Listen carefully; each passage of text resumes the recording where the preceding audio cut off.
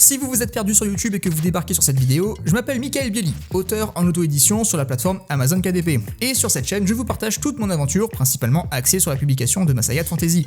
Mais je fais aussi du divertissement autour de la thématique littéraire, on n'est pas nombreux, mais on s'amuse bien. Quant aux habitués, n'hésitez pas à vous abonner à la chaîne si ce n'est pas encore fait pour ne rater aucun contenu. Allez, je vous fous la paix, bon visionnage.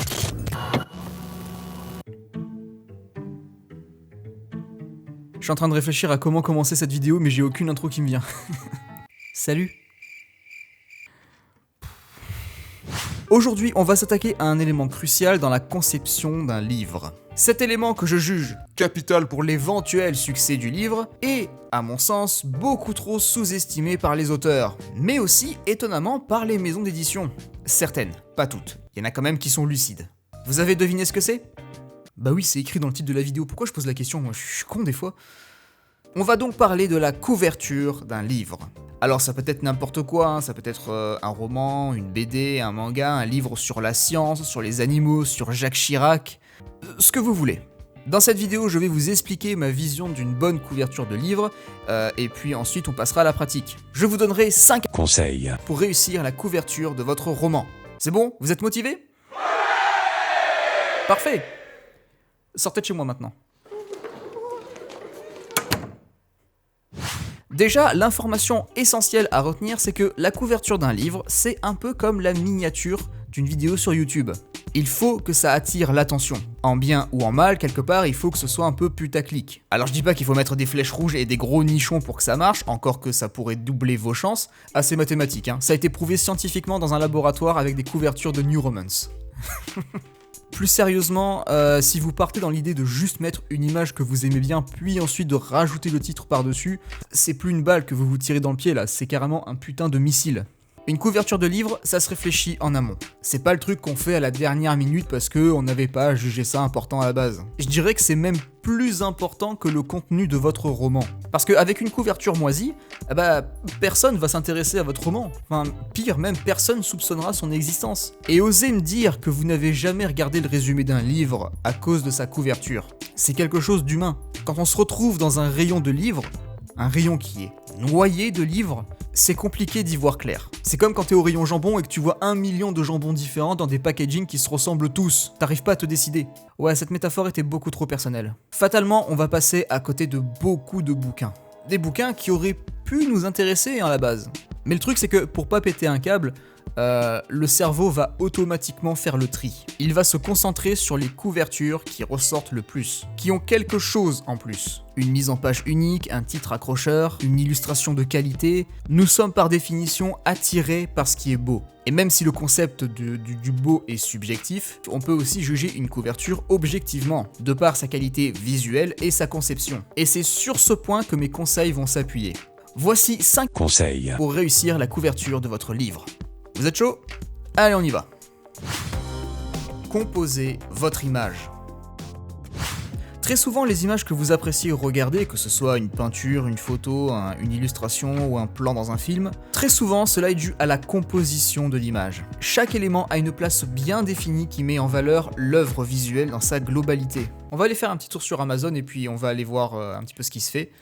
Si on prend ce bouquin par exemple, alors je connais pas, je sais pas du tout ce que c'est. Alors cette couverture elle est très intéressante du point de vue de la composition parce que si on observe bien, on a ces deux personnages là qui sont sur la gauche et qui nous dégagent la vue et qui nous indiquent où regarder, à savoir cette espèce de citadelle, de cité qui est là. Et ce qui est intéressant c'est aussi la route qui a été tracée ici. On voit que la route elle part des personnages qui sont là pour arriver à la cité, ce qui nous montre bien que c'est l'objectif à atteindre. Il va y avoir un voyage et que du coup, voilà, ces deux personnages-là vont devoir aller là-bas. Et la couverture nous le fait très bien comprendre.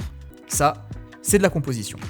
Un autre exemple qu'on a ici, là pareil, on a toujours deux personnages, sauf que eux, cette fois, ils sont au centre de la couverture, qui sont mis en valeur par cette espèce de pluie de lumière là, qui se déverse sur eux, qui les éclaire du coup, et qui éclaire aussi l'espèce de petite brume là, qui les entoure. Bon, en même temps, ça s'appelle le royaume des brumes, donc j'imagine que oui, c'est de la brume. Alors que tout le reste de la couverture est plongé dans l'obscurité.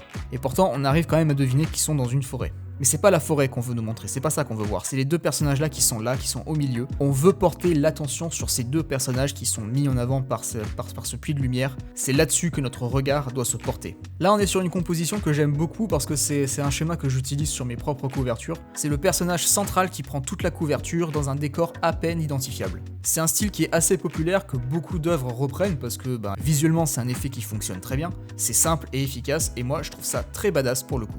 La composition de manière plus globale est là pour donner de la vie, pour donner un sens à votre illustration, à votre image, à votre couverture. Et pour obtenir une bonne composition, ça se travaille en amont. Donc pensez-y sérieusement. Les couleurs et la lumière. Pas besoin d'être illustrateur ou peintre pour savoir qu'il y a certaines couleurs qui ne s'accordent pas ensemble et même qui brûlent les yeux. Faites attention quand vous essayez de mettre plusieurs images différentes dans votre composition. Faites ce qu'il faut pour matcher les couleurs avec votre background ou avec l'ambiance que vous essayez de donner. Sinon, ça va vraiment être dégueulasse pour les yeux. Si j'insiste sur ce point, c'est parce que je vois beaucoup de couvertures qui sentent l'amateurisme à plein nez. Alors, on a le droit d'être amateur, on commence tous en étant amateur. Mais le public, lui, il ne le sait pas ça. Et il n'a pas besoin de le savoir. Tout simplement parce que l'amateurisme, ça fait pas vendre. Ça fait vendre peut-être chez la famille et les proches, mais dans le vrai monde, ça ne marche pas comme ça. Je suis aussi un amateur, je suis comme vous, je pars de rien et j'ai encore plein de choses à apprendre. Et justement, pour ce point, on va aller faire un tour sur Photoshop et je vais vite fait vous montrer un projet sur lequel je travaille pour le 3e tome de Mardas. Je vais vous montrer concrètement de quoi je parle. Et je précise aussi que le point que j'aborde là concerne surtout celles et ceux qui font des montages pour leur couverture. Là, on est sur du full montage. Voilà, donc là, comme vous le voyez, il n'y a 0 retouche. C'est brut, et oui, c'est dégueulasse. C'est pas la couverture du tome 3, je précise au cas où, c'est juste un visuel destiné à la promo pour plus tard. Alors je vous montre vite fait ce que j'ai fait dans la composition. J'ai détouré ces espèces de falaises qu'on voit ici, ici et ici. J'ai placé des éléments de feu là pour donner un petit style sympa. J'ai pris cette mer qui vient de cette photo, j'ai pris ce petit bateau qui vient de cette photo, j'ai pris aussi ce ciel. Chaque élément de la composition est indépendant et vient d'une photo différente. Et en vrai, ça pourrait très bien être une couverture de roman. Je pourrais écrire le titre de mon roman, rajouter mon nom, et voilà. Non. Mais on voit qu'il y a un problème. Aucun de ces éléments ne fonctionne entre eux. Et pourtant, malheureusement, on est déjà beaucoup trop proche de ce qui se fait en auto-édition en termes de qualité. Il y a très peu de travail, les détails sont bâclés, on va pas se mentir, c'est pas très joli.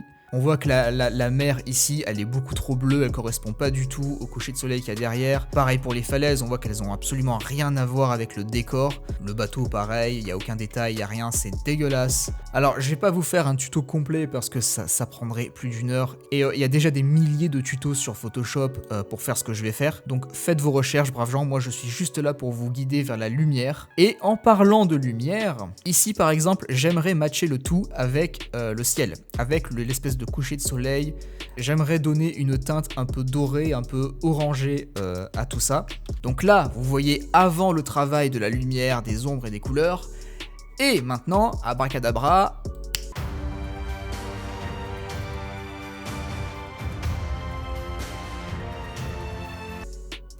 Bon, je suis pas un pro, il y a quand même encore pas mal de défauts, mais vous voyez l'idée. C'est déjà beaucoup plus crédible, plus réaliste. C'est quasiment que des calques d'exposition que j'ai peints avec la souris, comme ça. J'ai rajouté une teinte de couleur à la montagne pour la faire correspondre un peu plus à la lumière. Et ensuite, j'ai peint les ombres, tout simplement. Là, je suis sur Photoshop, mais vous pouvez faire la même chose avec GIMP, je crois. GIMP qui est gratuit, pour le coup.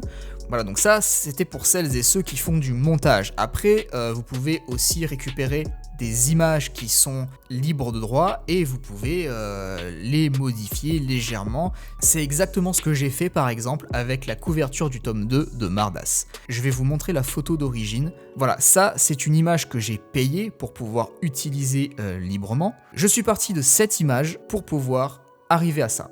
Donc on voit très bien que je lui ai rajouté l'écharpe avec le symbole, je lui ai aussi cousu les lèvres. L'idée vraiment c'est de partir d'une base et de la transformer le maximum pour qu'on ne puisse pas la reconnaître, qu'on ne puisse pas se balader sur internet et dire « Hey, j'ai déjà vu cette image quelque part. Ah bah oui, c'était sur le roman de l'autre. » Ça aussi pour le coup, ça arrive super fréquemment. Je vois beaucoup de couvertures d'auto-éditées qui récupèrent des images libres de droit. Le problème c'est que vous les récupérez tous au même endroit.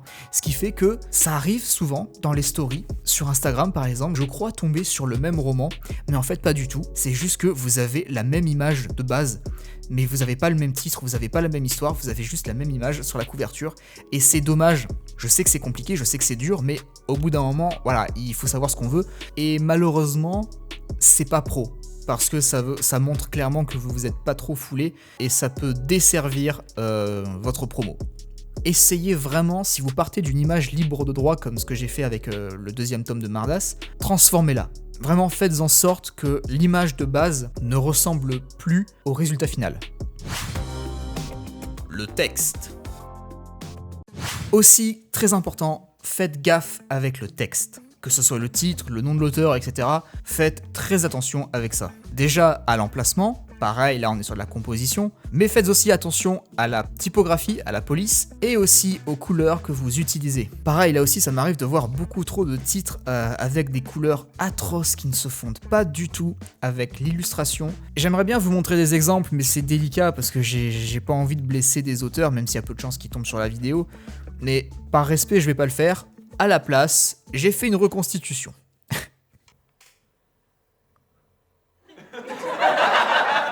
Bon, je caricature un peu, hein. J'ai osé mettre du comics en MS. Ce genre de choses, ça mérite la peine de mort. Mais encore une fois, voilà, j'ai déjà vu des couvertures dans ce style, avec une police et des couleurs qui ne s'accordaient pas, qui ne matchaient pas du tout avec l'illustration principale. Là, par exemple, on est sur une couverture de type fantasy.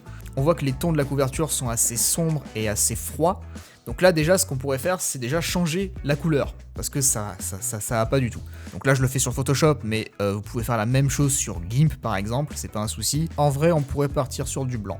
Le blanc ça pourrait faire l'affaire mais il y a toujours un problème, hein, c'est cette typographie qui est absolument ignoble. Alors on est sur une couverture de fantasy donc on va essayer de trouver une police d'écriture fantasy. Sinzel. Et celle-là pour le coup elle est gratuite et je peux l'exploiter à des fins commerciales. Il y a des polices d'écriture qui sont gratuites mais qu'on ne peut pas exploiter à des fins commerciales. Celle-ci, je peux l'exploiter à des fins commerciales. Et idéalement, il faut faire la même chose avec le nom de l'auteur et le sous-titre du roman si vous en avez un. Mais l'idée, c'est vraiment de mettre en accord le titre avec l'illustration. On va remettre le comics en MS parce que c'est fantastique. Bref, essayez aussi de positionner votre texte dans une zone qui n'obstrue pas l'illustration. Moi j'aime bien mettre le texte tout en bas, je trouve que c'est vachement classe. En haut aussi c'est pas mal comme j'ai fait là par exemple, j'aime bien. Et dans l'absolu je préfère en bas, je trouve ça, c'est une préférence, je trouve ça plus classe. Numérique ou impression ? Je vais faire de gros raccourcis pour pas rentrer dans les détails parce que là on entre vraiment dans le technique. Si votre couverture est uniquement destinée à un usage numérique, utilisez le profil colorimétrique RGB pour Red, Green, Blue, rouge, vert, bleu, car grosso merdo ce sont les 3 couleurs primaires d'un écran numérique. Et c'est à partir de ces 3 couleurs que l'ordinateur va reconstituer toutes les gammes de couleurs. Pour une impression, c'est différent. Il va falloir travailler avec le profil CYMK, cyan, magenta, yellow et black. Tout simplement parce que ce sont les seules couleurs que l'imprimante est capable de reproduire sur papier. On appelle ça l'impression en quadrichromie, autrement dit, la gamme de couleurs imprimable. Aussi, privilégiez une impression en 300 dpi pour une qualité optimale. Une image qui est en 72 dpi, standardisée pour les écrans, ne ressort pas du tout pareil à l'impression. Vous risquez d'avoir des surprises. Évitez les clichés. Ça peut vous surprendre, mais les clichés dans les couvertures de romans, ça existe aussi. Bon, promis, je vais essayer de pas taper sur la New Romance, parce que ce serait comme frapper quelqu'un sur une chaise roulante, ce serait beaucoup trop facile. Ah putain, je suis horrible. En même temps, j'ai déjà mon ticket pour l'enfer, alors bon... Les clichés dans les couvertures, c'est un gros dos, et il y a beaucoup de choses à dire. Déjà, les loups. Juste les loups. Je sais pas c'est quoi ce délire avec les loups, mais ce combo de loup plus meuf, J'ai l'impression d'avoir vu ça 1000 fois. Expliquez-moi, je veux comprendre. C'est pas un reproche. Je veux juste comprendre pourquoi ce schéma est si populaire. Pourquoi est-ce que dès qu'on parle d'un truc mystique, il faut mettre des loups? Les symboles d'épée aussi, les symboles d'épée, de bouclier, tout ça, je serais incapable de sortir un roman du lot avec ce genre d'éléments tellement il y en a. Ça veut pas dire que les couvertures sont moches, absolument pas, il y en a de très belles. Je pense notamment à la réédition du cycle de René de David Gemmell. Donc c'est pas ça le problème. À mon sens, ça manque quand même un peu de personnalité. Et c'est dommage, parce que ça mérite sûrement mieux. On va dire que je chipote encore, mais je suis désolé, quand vous êtes dans un rayon de bouquins, soit vous connaissez déjà le bouquin que vous cherchez et du coup c'est bon, vous y passez pas trois plombs, soit vous cherchez dans les couvertures qui vous attirent le plus. Et je suis désolé, mais quand t'as le symbole d'une épée sur 15 romans, t'iras forcément vers celui qui n'en a pas, parce que c'est celui qui ressort le plus du coup. Alors oui, on en revient à la miniature YouTube, il faut que ce soit évoquant, qu'on sache direct le genre de littérature qu'on va aborder. Donc oui, je conçois que les couvertures doivent être quelque part un peu clichés pour qu'on puisse savoir déjà à l'avance ce qu'on va lire. Je comprends la démarche, mais, alors c'est mon avis, pour le coup, ça n'engage que moi, vous n'êtes pas obligé de le partager, mais pour moi, une couverture de roman, une affiche de film ou une jaquette d'album de musique, c'est censé être une œuvre à part entière. Une œuvre qui représente son univers, son contenu. C'est une porte, ou une fenêtre, appelez ça comme vous voulez, qui donne sur ce monde encore inconnu qui ne demande qu'à être exploré. Et moi je suis désolé, mais quand je vois des torses de mecs et de meufs avec des couleurs fluo, j'ai envie de foutre le feu au rayon. Et j'ai envie de tout brûler tellement c'est d'un vide artistique. Non mais je suis désolé, ok, je suis pas le bon public. Mais je sais qu'il y a des histoires de New Romance qui sont pas dégueu. Il y en a, ça existe. Et ces histoires méritent bien mieux qu'un torse luisant et musclé qui ne représente absolument pas l'histoire qui se cache derrière. Et je trouve ça vraiment dommage pour les auteurs de New Romance parce que, vraiment, je suis désolé pour vous, vous méritez mieux que ça. J'ai dit que je taperais pas sur la New Romance, mais... Bon, je vais arrêter cette vidéo avant d'aller trop loin. J'espère que vous aurez appris quelques trucs, si c'est pas le cas, tant pis. La maison ne rembourse pas le temps perdu. Merci à tous d'avoir subi cette vidéo jusqu'au bout. N'hésitez pas à vous abonner pour nourrir mon ego et à acheter ma saga pour me nourrir tout court. Je vais garder cette formule de fin, j'aime bien, elle me fait rire. Allez, d'ici la prochaine vidéo, portez-vous bien, des bisous, ciao!